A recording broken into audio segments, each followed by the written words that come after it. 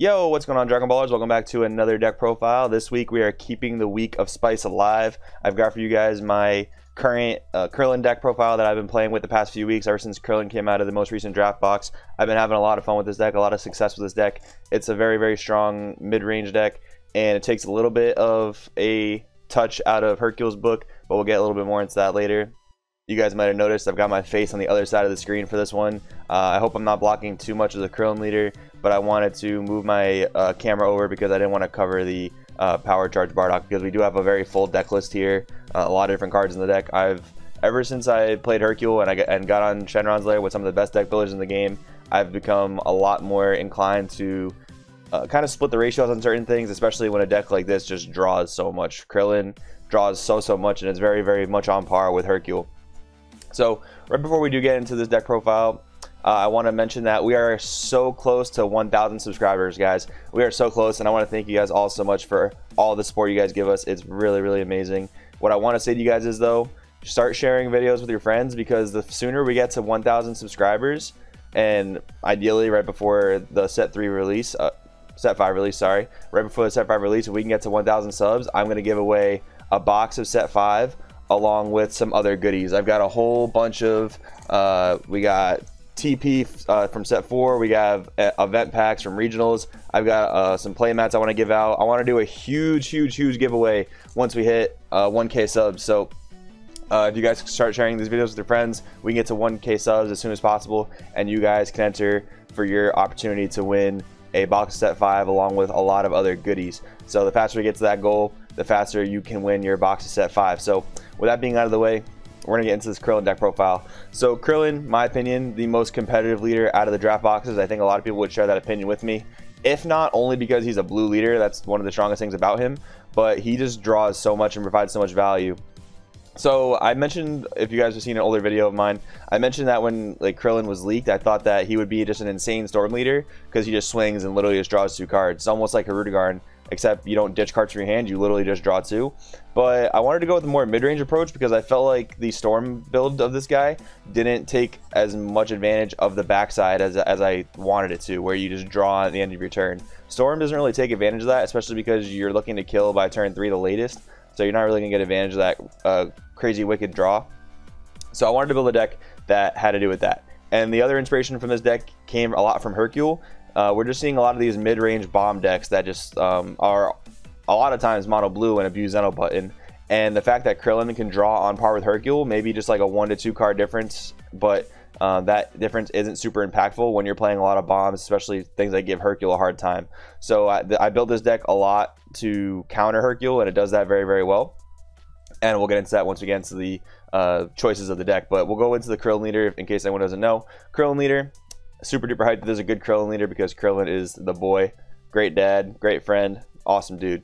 So Krillin, when he attacks the leader card, you get to take 1 life, and you get to take 1 card off the top of your deck, draw them both. So you literally just attack, draw 2, get closer to Awakening. You don't have to run too many Awakening tools in the deck, because Krillin does it for you. One thing I will note is, if you play this deck against like a Chain Zeno deck or a Cell Chain deck, a lot of times you'll be swinging to put pressure on them, but you won't be using this ability because you want to preserve your life total. You don't want to be taking your own life so that you can recover more easily from a Cell Chain or a Chain Zeno. And yeah, that's really how you want to play those matchups.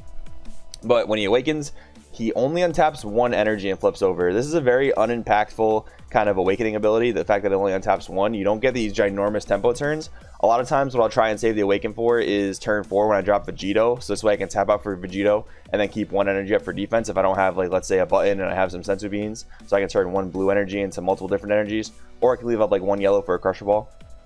But a lot of times I'll do that, or maybe if I'm even forced to awaken on turn 3, I'll drop a Power Charge Bardock and then untap. Often enough though, I will untap even if it doesn't untap any energy for me, even if I just like didn't have a play that turn and I awaken, because that untap 1 is very, very unimpactful in a lot of situations. But the fact that you get that end of turn draw is so insane. The turn you awaken, if it's on your turn, you'll draw 3 cards. So you draw 1 off your life on your unawakened side, 1 from your deck, and then draw 1 at the end of the turn. So those awakening turns are so big that the untapping 1 energy, while it's unimpactful, is not really consequential. So keep that in mind. So we'll get into the main deck. Well, actually, no, we'll get into the backside of Krillin. That's pretty important. So when you attack with Krillin, you draw 1 card, and at the end of your turn, you draw 1 card. So that's where the insane draw power comes in. You're guaranteed to draw at least 2 every turn. And we have on the backside, once per turn, you can discard 1 card from your hand, give him 5k boost and critical. So the only time I don't really use this ability too often, the only times I'll really use it is like when my opponent's at 3 life and I can force a swing of my leader through and then get a double strike in for game. That's a really good opportunity to use it.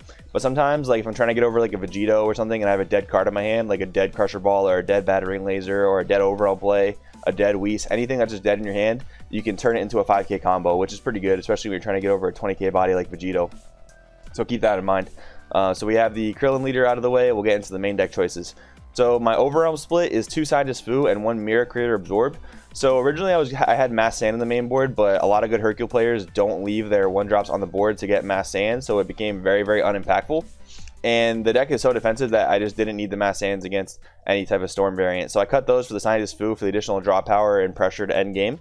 And the typical thing you want to do is you want a Scientist Fu in your like early to mid game turns, and you have the 1 Mirror Creator Absorb to go for game, because this card cannot be Crusher Balled. So once this comes down, if your opponent doesn't have a negate, it's pretty much game over. So that's kind of the curve for overwhelm cards, if you'll bear with me on that. So 2 Scientist Fu, 1 Mirror Creator Absorb has been very good so far. 4 Zeno Button. This is where we're taking a bit of a page out of Hercule's book. This card is just insane right now, especially just in the format we're in, where you want to just drop huge bomb monsters in incredibly defensive decks, so Storm can't really penetrate you, and you have the Zeno Button for the mid-game boss battles. So Zeno Button has been incredibly good. The typical curve for this deck will be 1 yellow energy charged, potentially 2 if you have a lot of Crusher Balls in your hand or a battering you want to activate. So 1 to 2 yellows, usually 1, and then the rest blues, usually 5 blues, because the top of your curve is Dragon Fist. So Legendary Flute's really good with Energy Boosted Majin Buu, of course, just for those crazy pluses, and it's actually really good with Roshi, Forged of Will, because you just get to constantly reuse the same negate over and over again. You can use it with Power Charge Bardock, but usually you're trying to establish a board whenever you drop him, so you don't really want to be fluting back your Bardocks, but fluting back the Master Roshi to reuse is really good.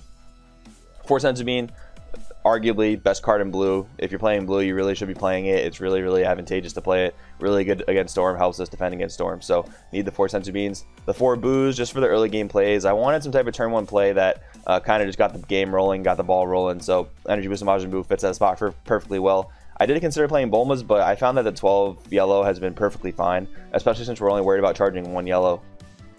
3 Whis Coercion.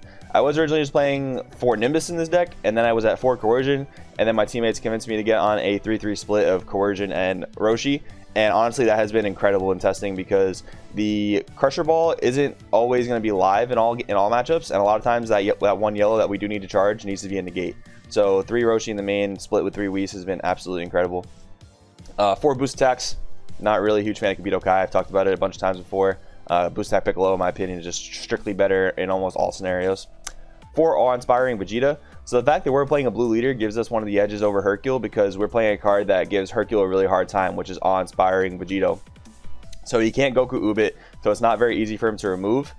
Just to swing into it is rather difficult, because we play almost just as much defense as Hercule does, so they can't really get over this thing very easily. They can Goku Ub and swing at it for 20Ks, but 1 Senzu Bean makes him have to waste cards to combo up to it. So Vegito just gives Hercule a headache, gives a lot of decks a headache. One of the best cards in blue, so we're playing it. Really beneficial to drop it on 5 energy and get your draw off of it, and then you leave a yellow up, and then if you have the button, you're just going to be completely untapped in your opponent's turn when they're trying to kill this Vegito. So really big headaches for your opponent. 2 Battle Class Vegeta. This card is really good in a lot of matchups where you're trying to stall your opponent from Awakening. So like a lot of the Awaken Draw 2 leaders, it's very beneficial to stall them if they can't hit their ways to Awaken, especially Hercule. So a lot of times against Hercule, if you notice that they're not hitting their pans and they're playing a very slow game, which they don't really want to be playing, they want to just Awaken as fast as possible. So if they're having a hard time hitting their pans, if they bricked, you drop at all costs on 4, take yourself from 6 to 4 life, you Awaken, you're going to start outdrawing them like crazy, and you could just start to build a ginormous board that they can't really deal with easily, because they won't draw many cards per turn. So that's what you want to do with at all costs Vegeta, and then coupled with Battering Laser, it's a win condition in the deck. So very strong win condition right there. Now this might be a little bit of a weird pick, but we have 2 Vegeta Prince of Speed. Originally this was the U7 Beerus, and the U7 Beerus is very good against Announcer and Hercule, but I found it very underwhelming in almost like every other matchup. So I decided to mainboard the Prince of Speed Vegeta, because Prince of Speed honestly is good to drop at any point in the game. Just the draw 2 and the 20k double strike is really strong at almost any portion of the game. So I'm sideboarding the U7 Beerus right now. Didn't really want to play him in the main deck because against a lot of other matchups, it was very, very mediocre. But I will say the fact that Princess Speed the fact that it can get Goku Oob Princess Speed is a little bit hurtful. It does sting a little bit, and U7 Beerus is very good in that scenario where it can't get Goku Oobed. That's why they're in the main board. They always come in against Hercule and Announcer. Then we have the 2 Dragon Fist Super Saiyan 3 Son Goku. So that's the top of our curve. That's our big bad boss monster. So he basically comes down. He deals with any threat we're having an issue with, whether it's some type of barrier threat like an Annihilaza or Kami's Power Piccolo. He can balance blockers before your opponent has the opportunity to actually block with those cards. So he's almost like, if your opponent's at double strike range and they don't have a negate, he's almost like a guaranteed potential game at that point, even if they have blockers, because they can't block with those blockers, because your auto will trigger before they can block. And the fact that he untaps energy just makes your defensive turns really, really good the turn after you drop him. If you don't win after you drop a Dragon Fist, that's perfectly fine, because you'll untap energy, you'll have energy up to defend, and they are really going to have a hard time dealing with that Dragon Fist. And then if the next turn, if you drop another Dragon Fist, there's no way you're going to lose that game. What's really cool is we're playing a 2-2-2 split on all of our big bad bosses, and that's totally fine because of how much this deck draws. In other decks, I am typically like on a 3-of basis with most of my boss monsters, but the fact that this deck draws so much and we have such a diverse pool of win cons and boss monsters, the 2-2-2 split in my testing has been perfectly fine. Then we have 1 Hidden Power E Supreme Kai. Originally this was at 2, but with the 6 red that it presented with itself at 2 and Unbreakable at 4, it was a bit cloggy, and honestly I have a lot of boss monsters in the deck that have double strike, so I only dropped it down to 1 because it does pair incredibly well with Mirror Creator Absorbed, and because you draw so much in the deck, you're able to really see it when you need it most of the time. Then we have the 4 Unbreakable Super Saiyan Son Goku. It's just 8 additional copies of our super combo, super duper good, especially coupled with Zeno Button and Senzu Bean. Originally I was playing Raging Spirit Son Gohan, but the card is just very, very lackluster. It cannot clear Vegetos. Like you can't like summon it. You can defend with it to out combo Vegito swinging at your leader, which is nice. But once you drop the Gohan on the board, it's very, very lackluster. I can see sideboarding them for matchups like Cell Chain, where you want to establish more of a board, and maybe like Storm. But in the current meta, it just seemed very, very lackluster, just like the combo into play Vegetas were very lackluster in Hercule, so I decided to cut them from the main board. Now we get into our small yellow package. So the reason we're playing a yellow package instead of just purely mono blue is because it gives us an advantage in the boss monster battles. So in Hercule, which has predominantly been mono blue, we did see some splashes of yellow at the Texas Regional this past weekend, which I think people are trying to catch on to, which is a really good engine to play, because it actually gives you an answer Demigra. You don't just auto lose to when your opponent drops Demigra. Now the one issue that comes with this is the opponent starting to main or sideboard minus Killy Zone, so Crusher Ball becomes a non-factor, but then you're making their combo require many more specific cards. So at this point it becomes a battle of who has it versus who doesn't have it. So there's a little bit of give and take with Crusher Ball. It's a really good way to undertake a lot of Hercule players right now, especially in best of 1. Other than that, it just becomes a matter of having Killy Zone versus not having Killy Zone versus who's playing Killy Zone. So it becomes a very, very big mind game sort of deal. And then we have the 1 Battering Laser. I've been debating on bumping this up to 2, but because the deck draws so much, I feel like I see it plenty. But it is very, very impactful once again in those Hercule matchups, which this deck is built to have a very favorable matchup. It's super good against Zeno Button, so there is that. You want to be able to not let your opponent tap out essentially, and coupled with at all costs, it is another win con in the deck. So really good card at 1. I could see playing 2 potentially. 3 Master Roshis, we already talked about it. It's a great negate for yellow. We don't really need Nimbus because the deck is already so naturally defensive and already draws so many cards that Nimbus just seems more of a neg than it actually was needed to be. So Roshi's been great. And then we have the 4 Power Charge Bardock. So this is a weird spot in the deck. It puts us at our 12 yellow, which I didn't only want to play 8, so I put in the 4 Power Charge Bardock. And realistically, it's the only good 3-drop yellow that I could have fit in this deck for a few reasons. One of which, there just isn't a huge enough card pool of 3-drop yellows that were really impactful. It only requires 1 yellow to play, which fit the role perfectly because, like I said, our perfect curve is only really charging 1 yellow, maybe 2. But by turn 3, you're going to have 2 blues, 1 yellow. So Power Charge fits the curve perfectly there. And against any deck that's not playing Goku Oob, Power Charge Bardock is a great way to start building a board early on. And if they can't clear your Power Charges, you're just going to have an overwhelming board and you're just going to draw an even more insane amount of cards by the time the game ends. So really good card, really like it. Wouldn't really change it for anything else at the moment that I can think of. I think it's the best 3-drop play for a yellow card that ups our yellow count. So guys, with that being said, that is the in-depth explanation of the Krillin deck. Like I said, built to have a really good Hercule matchup, but it's naturally defensive enough to just pretty much outright beat Storm, just like Hercule does. Really happy with this deck. I think this is one of the best Krillin lists you can be playing right now up until set 5 comes out. Once that comes out though, with the implementation of Gogetas and some other really good mid-range boss monsters like quick thinking Gotenks, keep an eye on that card because that card is insane.